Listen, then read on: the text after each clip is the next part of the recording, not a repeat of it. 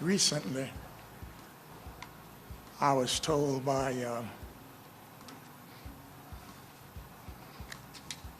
an acquaintance and some friends, and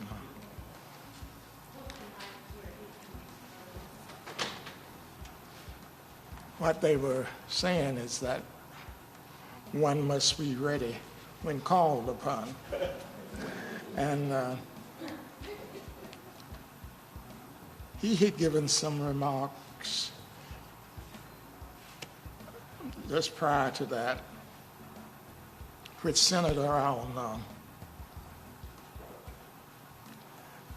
don't fight mosquitoes with a cannonball.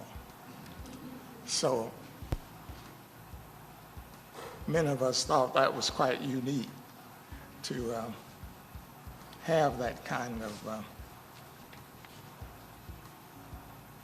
expression given to us. I need to keep a notebook so I would be ready when called upon. But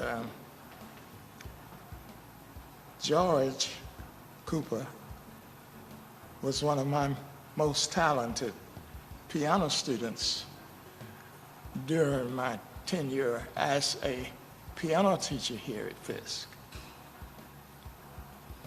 And he also sang with the Jubilee Singers.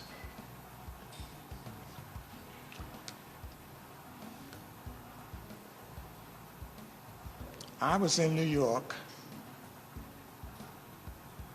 studying piano primarily at the Juilliard School,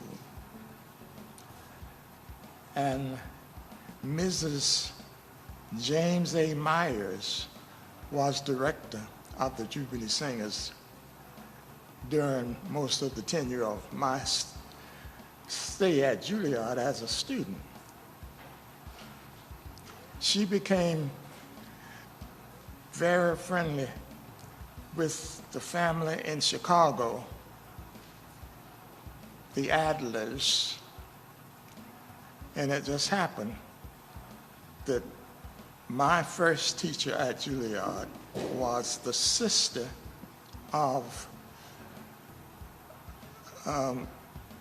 Mr. Adler, who had become interested in Fisk through my teacher, his sister.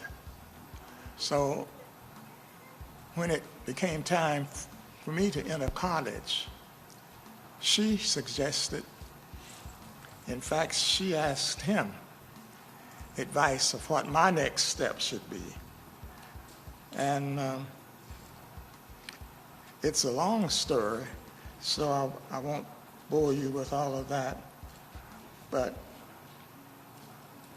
Mr. Adler told Mrs. Myers, the then director of the Jubilee Singers, to keep her eye open for this student who would be arriving soon, and to use him in any way she could. Mrs. Myers, I think, wanted to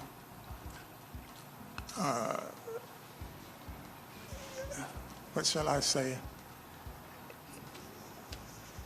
improve perhaps and sustain the relationship with the Adlers who lived in Chicago at that time.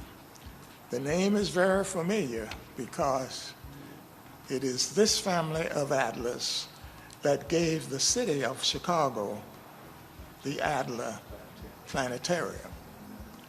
So I considered myself very fortunate to have been drawn into this kind of relationship.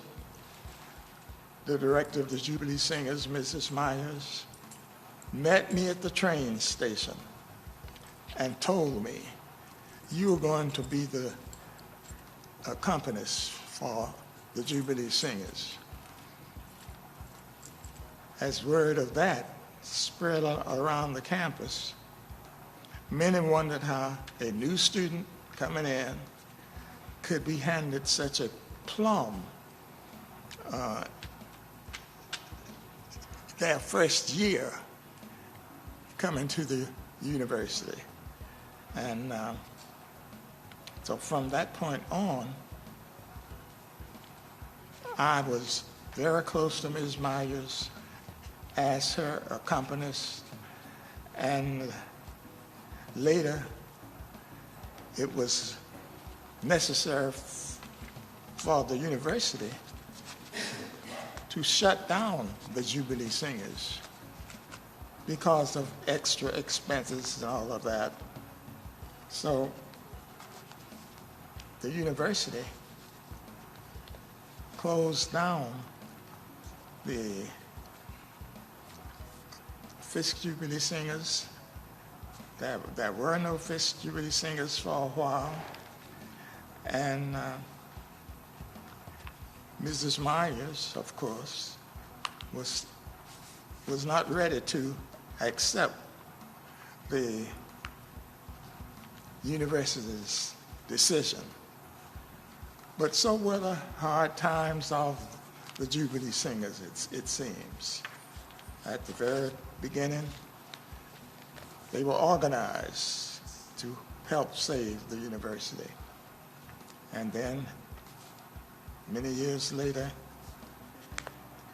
they were told that they would have to cease operation because it was just too expensive to have such a group of the Jubilee Singers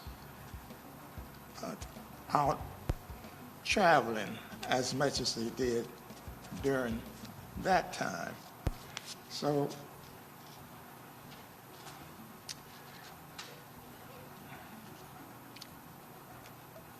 here it is now.